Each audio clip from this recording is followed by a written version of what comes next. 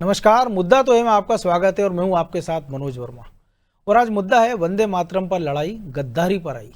जी हां, वंदे मातरम पर शुरू हुई सियासी बहस अब गद्दारी पर गरमा रही है।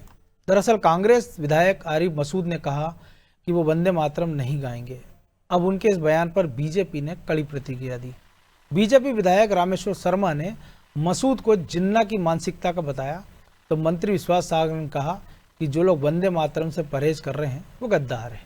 तो कुल मिलाकर प्रदेश में वंदे मातरम को लेकर सियासी संग्राम छिड़ा है, जिसकी वजह से कई सवाल भी खड़े हो रहे हैं और इन सवालों को भी हम उठाएंगे। लेकिन उसके पहले आरिफ मसूद का बयान और उस पर बीजेपी का पलटवार सुनिए। मैंने कहा कि मैं इसको नहीं गा पाऊंगा, तो गलत क्या कहा? क्योंकि वो लोग कहना है आज गान की बात, वो अच्छा सदन में हंसी की बात आ रही है, वो वंदे मातरम की बात कर रहे हैं जो आज़ादी की लड़ाई में थे ही नहीं। न तिरंगा हाथ में था, न वंदे मातरम इनके मुंह पे था। ये तो अंग्रेजों की गुलामी कर रहे थे, तो इतिहास है इनका, माफी मांग रहे थे।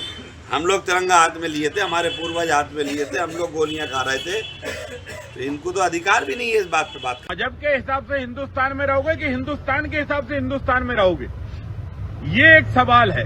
और इसलिए आरिफ मसूद जैसे लोगों को कान खोलकर सुन लेना चाहिए कि जब तुम्हारा मजहब वंदे मातरम गाने के लिए मना करता है तो वोट के खातिर तुम बिना नहाए धोए मंदिर में जाकर पूजा की थाली पकड़ लेते हो, लंबा त्रिपुंड लगवा लेते हो, वो तब तुम्हारा मजहब आड़े नहीं आता। तुम्हारा मजहब मूर्ति की बदनामी करना मना है ना, तो वोट के खातिर चुनरी ओढ़ रहे हो, वोट के खातिर देवी जागरण में जा रहे हो, वोट के खातिर आरती कर रहे हो मंदिरों में घुसकर, और राष्ट्रगान गाने के लिए, राष्ट्रगीत गाने के लिए, भारत माता की जय बोलने के लिए तुम्हारा मजहब मना कर रहा है। धन्यरे मजहब के मानने वालों, अरे जब मजहब से ही तुम बेईमानी करने पर उतरे हो, स्वार्थी लोग हो, इसके ही कारण तो हिंदुस्तान का विभाजन हुआ है। पहले जिन्ना का स्वार्थ आड़े आया तो देश का विभाजन हुआ, और आज तुम जैसे कांग्रेसी फिर 150 साल पर जब पूरा विश्व, पूरा भारत वंदे मातरम की यशोगाथा गा रहा है और तुम वंदे मातरम गाने से मना कर रहे हो, इसका मतलब ये है कि ये सुधर नहीं सकते। ये आज भी जिन्ना की मानसिकता लेकर चल रहे हैं। जो लोग ये कहते हैं कि वंदे मातरम नहीं गाएंगे, वो गद्दारों की श्रेणी में है। और यदि हिंदुस्तान में रहकर वंदे मातरम गाने में परहेज है तो पाकिस्तान चले जाओ। फिरका परस्ती की बातें करना, धार्मिक उन्माद फैलाना, तुष्टीकरण की राजनीति करके चुनाव लड़ना और जीतने की कोशिश करना, यह अब इस देश में नहीं चलेगा। देखिए, वंदे मातरम हमारा राष्ट्रीय गीत है और राष्ट्रीय गीत बना है संविधान सभा के द्वारा। संविधान सभा में यदि मुस्लिम स्कॉलर्स की हम बात करें तो मौलाना आजाद रहे। अभी ये जितने भी चिरकुट हैं जो कुछ भी कहते रहते हैं, वो मौलाना आजाद से तो बड़े नहीं हैं, न नॉलेज में हैं, न उनके राष्ट्रवाद में हैं, न इस्लामिक ज्ञान में हैं। तो इस मुद्दे पर चर्चा शुरू करें उसके पहले वो सवाल जो जरूरी हैं। पहला सवाल है, आरिफ मसूद को वंदे मातरम से क्यों परहेज है? दूसरा सवाल, क्या बीजेपी इस मुद्दे को राष्ट्रवाद बनाम गद्दारी की लड़ाई बना रही है? और तीसरा सवाल, क्या धर्म और राष्ट्रगीत को एक साथ जोड़ना राजनीतिक हथकंडा है? तो चलिए इन सवालों के साथ इस मुद्दे पर चर्चा करते हैं। और चर्चा करने के लिए हमारे साथ जुड़ गए हैं बीजेपी प्रवक्ता प्रियंका दुबे और वरिष्ठ पत्रकार अशोक शुक्ला। कांग्रेस प्रवक्ता फिरोज सिद्दीकी भी हमारे साथ जुड़ेंगे। सबसे पहले प्रियंका जी, आप ही के पास कि अगर रामेश्वर शर्मा से लेकर विश्वास सारंग जो कि मंत्री हैं, वो कह रहे हैं कि वंदे मातरम नहीं गाने वाले गद्दार हैं और उनको पाकिस्तान चले जाना चाहिए, तो फिर ऐसे गद्दारों पर आपकी सरकार एफआईआर क्यों नहीं करवा देते हैं? एफआईआर करिए ऐसे देश के गद्दारों पर और जेल भेज दीजिए उन्हें, और जो सजा कानून दे वो दीजिए। बिल्कुल, और होनी भी चाहिए, क्योंकि अगर इस तरीके से हर छोटी बात को लेकर के विरोध प्रकट करना है और अपनी नैतिकता को भूल जाना है या उन्मादी भाषण देना है, तो निश्चित है इन लोगों के ऊपर कार्रवाई होनी भी चाहिए और सरकार करेगी भी जब आवश्यकता होगी और लगेगा कि अब बिल्कुल कार्रवाई होने के कगार पे पहुंच चुके। वार्निंग देकर के कोशिश यही रहती है कि हम लोग दंड प्रणाली पे ना चलते हुए न्याय प्रणाली पे चलें, सुधारात्मक न्याय व्यवस्था के ऊपर हम कार्य करें और उसी को लेकर के बीएनएस की कई धाराओं में परिवर्तन, आईपीसी से हमने दंड प्रक्रिया को परिवर्तित करते हुए न्याय संहिता में बदलने की कोशिश करी और यही हमारी भावना भी रही है। परंतु अगर कोई हमारे देश में अलगाववाद, आतंकवाद या हम कहें उन्माद को फैलाने की कोशिश करेगा तो उसके साथ सख्ती से निपटने का देखिए, कार्य अब तो भी 2 भारतीय साल में ऐसो सैकड़ों दर्जनों बार हो चुका है कि वो कह चुके हैं वंदे मातरम नहीं गाना है, तो फिर अब भी आप चेतावनी से काम क्यों चला रहे हैं? उनके ऊपर कार्रवाइयां होती हैं तो ये वहां जाकर के फिर हमेशा माफीनामा भी दे करके आते हैं और फिर अपनी आस्था दूसरे तरीके से इनके सुर बदल जाते हैं। ये भी आप लोगों ने देखा है, सुर भी बदल जाते हैं, बोलने का तरीका भी बदल जाता है और फिर भाषा भी बदल जाएगी और आस्था भी बदल जाती है। तो देने दीजिए एक तो और ये बार माफीनामा का, बदलने दीजिए एक और बार सुर, क्या दिक्कत है? बिल्कुल, मैं वही कह रही हूँ कि मनोज जी अगर आवश्यकता लगेगी तो अब सख्ती से निपटने की, जब बार बार अगर चेतावनी देने के बाद में भी व्यक्ति नहीं सुधरता है तो शिशुपाल के भी 99 अपराध क्षमा करने के बाद में मस्तक को अलग करने की भी प्रक्रिया हमारे यहाँ होती है और वो होगी। तो उम्मीद कब तक की जाए इसके लिए? निश्चित तौर पे 99 तक तो करनी चाहिए। अशोक शुक्ला जी जुड़ गए हमारे साथ, वरिष्ठ पत्रकार हैं। शुक्ला जी, आपने दोनों तीनों नेताओं के बयान सुने जिससे ये बहस गर्म हुई है संसद में, फिर कल एक लिस्ट जारी हुई गृह मंत्री अमित शाह की ओर से और उसके बाद फिर आरिफ मसूद का ये बयान, और बीजेपी का भी एक अपने कहना सही है जो रामेश्वर शर्मा ने सवाल उठाया है कि जब आप मूर्ति पूजा आप में जब अलाउ नहीं है धर्म के हिसाब से, तो आप जब हनुमान मंदिर में चले जाते हैं, दुर्गा जी की पूजा में चले जाते हैं, यहाँ तक कि करवा चौथ के कार्यक्रमों में भी पहुँच जाते हैं वो, लेकिन जब वंदे मातरम गाने की बात आती है तो मजहब आड़े आ जाता है। तो या तो वोट बैंक की राजनीति कर लो कि सब कुछ कर लो, या मजहब के हिसाब चलना है तो फिर इनमें से कुछ ना करो। मतलब ये आपके प्रश्नों का उत्तर देने से पहले मैं जो देश के हिंदू और मुसलमान हैं उनके लिए 2 लाइनें मैं पढ़ना चाहता हूँ अगर आपकी अनुमति हो। बिल्कुल बिल्कुल। इससे पहले कि हमारे बच्चे भी सांप्रदायिकता के रंग में रंग जाएं, आइए थोड़ा तुम हिंदू हो जाओ और हम थोड़े मुसलमान। ये घुलनशीलता होनी चाहिए, सामाजिक घुलनशीलता होनी चाहिए। 1930 के पहले अगर आप देखें तो इस देश में मुस्लिम नेता भी जो थे वंदे मातरम गा रहे थे। शहनाई वादक आपके बिस्मिल्लाह खान ने तो इसको बजाया भी है, वंदे मातरम बजाया भी है। और अभी भी आप देखिए जो बीजेपी के मुस्लिम लीडर हैं वो इसके समर्थक हैं, वो कहते हैं इसमें कोई ऐतराज नहीं है। लेकिन कांग्रेस और दूसरी अन्य पार्टियों में जो है उनके नेता कहते नहीं साहब हम नहीं गाएंगे। राष्ट्र धर्म से बड़ा कोई धर्म नहीं, और बीजेपी इसको एक राजनीतिक एजेंडा बना के क्यों रख रही है? आप एक कानून क्यों नहीं बना देते हैं कि आप सात व्यक्ति के लिए अनिवार्य है वो किसी जाति धर्म का व्यक्ति होगा, कि राष्ट्रगीत है इसको उसके गाना पड़ेगा और इसको गाने से वो परहेज नहीं कर सकता है। तो लेकिन जो आप कह रहे हैं सही है, लेकिन शुक्ला जी ये एक बड़ा दुर्भाग्य नहीं रहेगा देश का कि अगर राष्ट्रगीत के लिए भी कानून बनाना पड़े? क्योंकि हमने देखा था पहले टाकीजों में राष्ट्रगान बजता था तो उसमें लोग खड़े नहीं होते थे। कई सारे दृश्य हमने देखे कि जो विकलांग थे नहीं खड़े होने की स्थिति में उनकी कुटाई हो जाती थी, जो जानबूझकर नहीं होते तो उनके साथ मारपीट हो जाती थी। देखिए, अगर आपका समाज इस तरह का है कि वो बिना इस तरह के कानून के जो है सुधरने वाला नहीं, तो आपको कानून बनाना चाहिए और बना देना चाहिए कानून। सबको आप अगर इस तरह से छोड़ देंगे, सबको मनमानी आजादी होगी, तो कोई एजेंडा लेके चलेगा, कोई एजेंडा लेके चलेगा। और देश की राजनीति में धर्म जो है एक बड़ा एजेंडा बना हुआ है। ये राम मंदिर से इसकी शुरुआत हुई थी, हालांकि विश्व हिंदू परिषद ने शुरुआत की थी इसकी, लेकिन धर्म की जो एक राजनीतिक उपयोगिता है जिसे हर पार्टी जो है बनाने की कोशिश करती है। बीजेपी हिंदुओं को बनाने की कोशिश करती है, हिंदुओं का ध्रुवीकरण करने के लिए ये सब। पर वैसे कांग्रेस को भी जो है अपने नेताओं से कह देना चाहिए कि भाई अगर आप सार्वजनिक जीवन में हैं और आप चुनाव लड़ते हैं और इस तरह से आप लोकतांत्रिक व्यवस्था में विश्वास करते हैं, 1950 में जो गणतंत्र लागू हुआ उसे मुस्लिम समाज मानता है कि नहीं मानता है? अगर उसको मानता है तो संविधान पीठ ने जिस गीत को जो है मान्यता दी है उसको गाने में क्या ऐतराज? और राष्ट्र धर्म से बड़ा तो कोई धर्म है ही नहीं। लेकिन अभी आप देखिए कलकत्ता में एक बाबरी उसका चल रहा है, जिस बाबरी विध्वंस को आक्रांता के नाम पर जो बनी थी और अब उसको कलकत्ता में बनाने की कोशिश हो रही है। IMM को आप देख लीजिए, आप तो धर्म को भुनाने की कोशिश सभी राजनीतिक दल कर रहे हैं। और बीजेपी का तो बहुत साफ एजेंडा है, वो तो आरएसएस के एक एजेंडे को जो है उस लागू करने में लगे हैं, हिंदुत्व की विचारधारा। लेकिन इसके उनका कम से साथ कम हिडन एजेंडा तो नहीं है ना। नहीं, वही तो मैंने प्रारंभ में ही कहा कि जो मुस्लिम बीजेपी के जो मुस्लिम लीडर हैं उनके लिए ये बड़ा मुद्दा नहीं है। वो कह रहे हैं कि हाँ इसको गाना चाहिए। और मुस्लिम लीग ने इसका विरोध किया था। अब तो मुस्लिम लीग नहीं है, ये वही मुस्लिम लीग है जिसकी वजह से देश का बंटवारा हुआ था। तो कम से कम अब देश के मुसलमानों को जो है मुस्लिम लीग के एजेंडे को नहीं बचा के रखना चाहिए, उसको छोड़ देना चाहिए। और जैसे 1930 के पहले मुस्लिम नेता भी वंदे मातरम गा रहे थे, वो भी मुसलमान थे, वो इस्लाम मानने वाले लोग थे।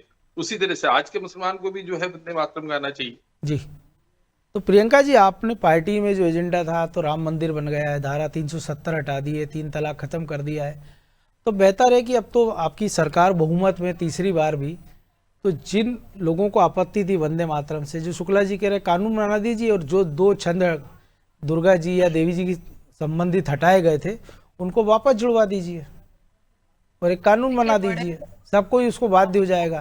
क्योंकि उत्तर प्रदेश में हमने देखा कि मदरसों में वंदे मातरम योगी सरकार ने अनिवार्य कर दिया, उसकी वीडियोग्राफी करा रहे हैं बाकायदा, आसाम में भी कर दिया गया है। तो जब मदरसे में हो सकता है तो बाकी जगह क्यों नहीं हो सकता है? जी, ये मुझे बड़ा ही अटपटा लगा आज अशोक सर की बातों से, कि उन्होंने ये तो बहुत अच्छे से कहा कि भाजपा हिंदुओं के एजेंडे और हिंदुओं की भावनाओं को लेकर चलती है। तो 80% आबादी वाले देश में अगर 80% की चिंता करना एक ही पार्टी कर रही है, तो आपके मुंह से ये क्यों नहीं निकलता कि अल्पसंख्यक को संतुष्ट करने के चक्कर में कांग्रेस ने हमारी शिक्षा पद्धति के ऊपर हमेशा पूरे के पूरे वो कीर्तिमान लिखे और उन्हें आक्रांताओं को हमेशा महान बनाती चली गई, उस कांग्रेस के ऊपर आपने सवाल खड़े नहीं करे? जबकि आप इतने वरिष्ठ हैं, आपने तो वो पूरा कार्यकाल खुद ने देखा होगा, तो आपको तो बहुत अच्छे से मालूम है कि हमारे शिक्षा मॉड्यूल को किस तरीके से मैनिपुलेट किया गया। आपने एक शब्द तमिलनाडु के उस दीप प्रज्वलन के ऊपर क्यों नहीं बोला, जिसके समर्थन में महाभियोग लाने के लिए प्रियंका गांधी, सुप्रिया सुले, अखिलेश यादव सबके सब वहां महाभियोग के लिए खड़े हो गए? आपने एक शब्द उसके लिए नहीं बोला। बीजेपी हिंदुओं के साथ है और रहेगी, ये मैं आप कह रही हूं गर्व से। लेकिन आप लोग क्यों नहीं सवाल करना चाहते उन लोगों से जो बार बार हिंदुओं की आस्था के ऊपर चोट पहुंचाते हैं और अफसोस भी नहीं जताते? हम लोगों को हमेशा एड्स, कभी हम लोग को HIV, कभी डेंगू, कभी मलेरिया, कभी मंदिर नुमा केक बनाना, काट देना, हनुमान जी की फोटो लगाना, क्या है ये सब? किस किस चीज के लिए कानून बनवाना चाहते हैं आप लोग? हेलो, एक बार ये सबके लिए कानून बनाया जाएगा फिर। लेकिन और आप प्रियंका ये भी जी, तो अटल जी ने भी तो कहा ही था ना कि अटल जी ने भी तो कहा ही था ना कि इस देश के 25 करोड़ मुसलमानों के क्या आप हिंद महासागर में फेंक देंगे? रहना तो साथ में ही है ना। मैं किसी को नहीं पहुंचाना चाहती। ये देश राष्ट्रवाद का है, ये देश देशभक्तों का है, ये देश उस आलम शेख का भी है जो रसकान का भी है, बिस्मिल्लाह खां का भी है। परंतु यहाँ पे अलगाववाद और आतंकवाद, उग्रवाद का स्थान, नक्सलवाद का स्थान नहीं हो सकता, ये आपको स्वीकार करना होगा। आप आरिफ मसूद के आज शब्द आप सुन लीजिए, छोड़िए। बिल्कुल बिल्कुल, फिरोज भाई हमारे साथ फिरोज सिद्दीकी जुड़ गए, मैं उनके पास भी आऊंगा। फिरोज भाई, आपको आवाज मिल रही ना? संविधान से बस तो मैं आऊंगा आपके पास। जी प्रियंका जी, आप लोग आपत्ति क्यों नहीं लेते हैं? लेना चाहिए ना। क्यों नहीं आपने आपत्ति ली कि संविधान से ऊपर शरीयत नहीं हो सकती? वो तो बेंगलुरु अधिवेशन में साफ कह रहे थे, तब आप लोग मौन धारण कर लेते। तब आप ये नहीं कहते कि कांग्रेस जो है अलगाववाद की राजनीति करती है, कांग्रेस आतंकवाद की राजनीति चलिए मैं आप जवाब ले लेता हूँ। फिरोज जी जुड़ गए। फिरोज जी, ऐसे बयान विवादित देना क्यों? क्योंकि ऐसे बयान फिरोज सिद्दीकी के कभी नहीं आए, इसी भोपाल से आतिफ वकील विधायक है उनके नहीं आए, लेकिन आरिफ मसूद के आ जाते हैं। और वो हम देखते हैं कि चुनाव के समय अगर ये सब कुछ है तो हनुमान मंदिर में भी नजर आते हैं, करवा चौथ के कार्यक्रम में भी नजर आते हैं, लेकिन वंदे मातरम से परहेज अगर है तो पर्सनल चॉइस है, तो उसको सार्वजनिक क्यों करना? नहीं, देखिए ऐसा है कि ये भारतीय जनता पार्टी है। आवाज आ रही है आपको मेरी? जी जी आ रही है। हाँ, ये भारतीय जनता पार्टी है। इनको बोलना ही, इनको वंदे मातरम की बात कर रहे हैं, इनको याद दिलाइए वंदे मातरम की। जी, जब अंग्रेज इस पे राष्ट्रद्रोह का मुकदमा लगाते थे और अंग्रेज गोली चलाते थे, तो हम हिंदू, मुस्लिम, सिख, ईसाई सबने मिलके गोली खाई छाती पे और इस देश को आजाद कराया और वंदे मातरम और तिरंगा हाथ में लिया। इसके 2 स्कूल ऑफ थॉट्स हैं। अब ये जी। प्रियंका जी तो एडवोकेट हैं, ये तो जानती हैं अच्छे से कि जब कोई कि हर धर्म के लोगों को अपनी धर्म की मान्यताओं को और मानने की इजाजत है। जो वंदे मातरम है, अगर मां मैं तेरी आराधना करता हूं तो ये इस्लाम के हिसाब से शिर्क है, और अगर मां मैं तुझे सलाम करता हूं तो ये इस्लाम के हिसाब से शिर्क नहीं है। भाई जो शिर्क उसको कहते हैं जो महापाप है। तो इसलिए किसी भी इस्लाम में किसी भी ईश्वर, निराकार ईश्वर को पूजने का कहा गया है। इसके अलावा किसी को पूछते हो तो वही तो आप सवाल है ना फिरोज भाई कि जब आरिफ मसूद हम देखते हैं हनुमान मंदिर में आरती में दिख जाते हैं वो, तो ये भी तो शिर्क हुआ ना। देखिए वंदे मातरम हम कांग्रेसी गाते हैं, और हमारी कोई भी बैठक 1896 से आज दिनांक तक कोई भी बैठक वंदे मातरम के बगैर चालू नहीं होती जी। वंदे, और आरिफ मसूद भी उसी में रहते हैं, ठीक है, ऐसा तो नहीं फिर है। उनको और ये जो बयान, लाइनें हटाई ये गई क्या थी, वोट बैंक की राजनीति की मजबूरी में दिया फिर ये नहीं, बयान नहीं। उनका? नहीं, ये वोट बैंक की राजनीति तो भारतीय जनता पार्टी कर रही है। इनको बताओ, इनसे पूछो इनकी शाखाओं में कौन गाता है वंदे मातरम। कभी दिखा दो मोहन भागवत जी को वंदे मातरम गाते हुए। इनका जो राष्ट्रीय अधिवेशन होता है आरएसएस का, उसमें दिखा दो वंदे मातरम गाते हुए। और जब सुप्रीम कोर्ट ये कह चुका है इस देश का, ये क्या कहां से एफआईआर कर लेंगी ये उस पे? सुप्रीम कोर्ट कह चुका है, ये तो वकील है ना, ये तो ज्यादा जानती है मेरे से जी। सुप्रीम कोर्ट कह चुका है कि धारा 52A, अनुच्छेद 52A, उसके अंतर्गत राष्ट्रीय गीत जो है ये मौलिक कर्तव्यों में नहीं आता, लेकिन राष्ट्रगान, जनगण मन ये मौलिक कर्तव्यों में आता है नागरिक के।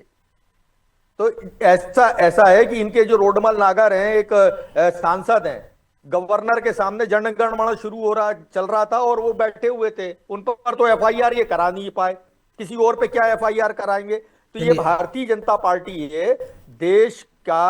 अभी इन्हीं से कहो कि वंदे मातरम गा दो तो गा नहीं पाएंगी, ये कहलवा दो आप इनसे। नहीं, ये अभी हम इस पे परीक्षा नहीं लेंगे। नहीं, तो ये गा नहीं पाएंगी ना। नहीं, क्योंकि राष्ट्रगान के सम्मान में सबको खड़ा होना चाहिए ना, इसलिए मैं कह रहा हूँ, बाकी मुझे कोई आपत्ति नहीं है। मलय शीतलाम, मतलब या तो नदी जो है, आप देखिए गंगा सफाई की बात कर रहे थे, नहीं कर पाए। जवाब ले लेता हूँ प्रियंका जी, वो कह रहे हैं उनकी सारी जो बैठ के 1896 से लेकर कांग्रेस की आज तक सब में वंदे मातरम का गायन होता, आरिफ मसूद भी गाते हैं, और वो कानून की धारा भी बता रहे हैं कि आप किस कानून के तहत एफआईआर करा सकती हैं। प्रियंका जी, आपको वंदे मातरम बोलने में आपत्ति है? नहीं है, बहुत सारे लाखों मुसलमान हैं जो गाते हैं वंदे मातरम। मैंने कहा ना, ये दो स्कूल ऑफ थॉट्स हैं, और आप जब दो स्कूल ऑफ थॉट्स की, आप ये बताओ आपकी शाखाओं में गाते हैं क्या वंदे मातरम? उनकी व्याख्या अलग है, और क्या आरिफ मसूद ने अलग कुरान पढ़ रखी है?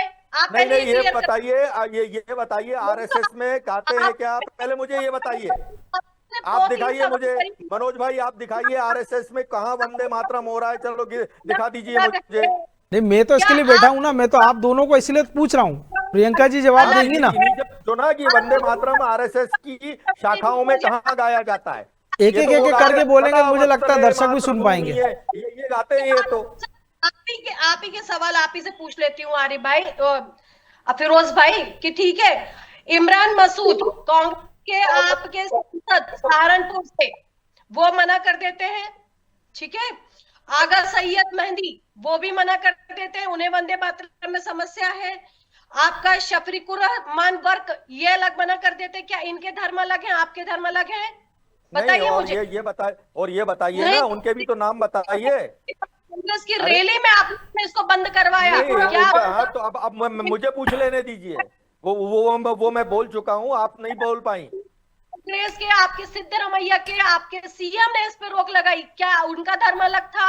चलिए वो भी छोड़िए, समाजवादी पार्टी और आपके सऊद आलम जी विधायक आरजेडी, ये क्या है? आप धर्म के अगर आवरण ओढ़ रहे थे तो यहाँ तो धर्म का आवरण अब नजर नहीं आता मुझे। हाँ, ठीक है, ठीक नहीं। और बहुत सारे जो लाखों मुसलमान गाते हैं, वो मैं गाता हूँ, वो बोलिए ना। अरे उस पे जवाब दीजिए ना, मैं गाता हूँ वो। आज हमारी अल्पसंख्यक कांग्रेस की बैठक थी, उसमें वंदे मातरम था वो।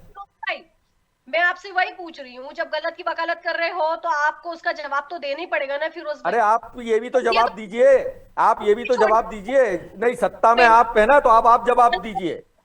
मिनट फिरोज भाई, बैंगलोर अधिवेशन में जो चल रहा था, संविधान से ऊपर शरीयत को रखना, क्या ये संविधान की अपमान नहीं होगा? ये संविधान की अवमानना नहीं माना जाए इसे? अच्छा, रुक जाइए। अब आप नहीं, अब आप बोल चुकी ना, अब आप बीच में नहीं बोलेंगी, इस बात का मुझे पूरा भरोसा है। रुक जाइए। नहीं, बारी बारी से बोलेंगे तो मुझे लगता है दर्शकों को भी सुनने में अच्छा लगेगा। जी अब मनोज भाई मुझे बोल लेने दीजिए, ये बोल जी, बोलिए बोलिए। है ना, अब ये वकील हैं, इनको ये नहीं मालूम कि इस भारतवर्ष में 7 धर्म हैं और 7 धर्मों में शरीयत पे बात कर रहा हूं मैं पहले।